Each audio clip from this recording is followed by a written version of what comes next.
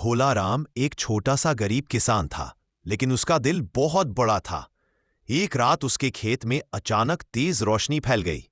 जब वह बाहर गया तो उसने देखा उसके सामने एक जायंट मुर्गी खड़ी थी, भैंस जितनी बड़ी, जिसकी आंखों में सुनहरी चमक थी।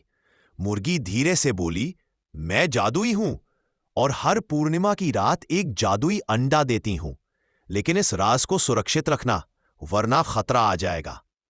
भोला राम हैरान और थोड़ा डरा हुआ था, लेकिन वह दयालु मन से उस मुर्गी को अपने घर ले आया। समय बीता और अगली पूर्णिमा की रात मुर्गी ने पहला जादुई अंडा दिया।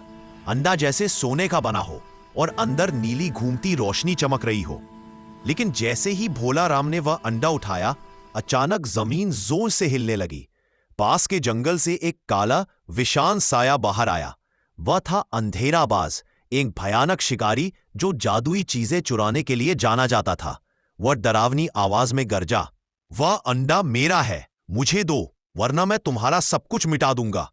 भोला राम डर गया, पर तभी पीछे से जायंट मुर्गी ने अपने विशाल पंख फैलाकर जोर से चीख मारी, भागो भोला राम, यह अंडा हमारी एकमात्र शक्ति है।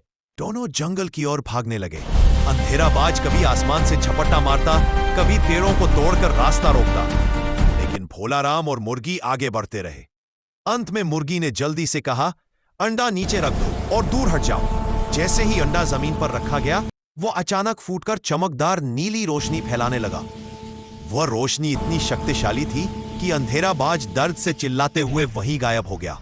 उसके जाते ही जंगल शांत हो गया, हवा रुकी और चांद की रोशनी चारों तरफ फैल गई।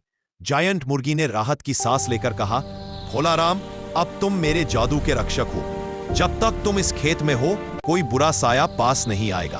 उस दिन के बाद भोला राम का खेत जादू की तरह भरने लगा। फसलें दोगुनी उगती, पेड़ों पर फल चमकते और खेत में हमेशा एक अनोखा सुकून रहता।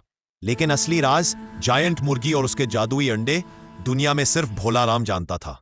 कहानी खत्म, लेकिन सस्पेंस अभी भी जिंदा है। अगली पूर्णिमा को नया अंडा किस नई जादुई कहानी की शुरुआत करेगा?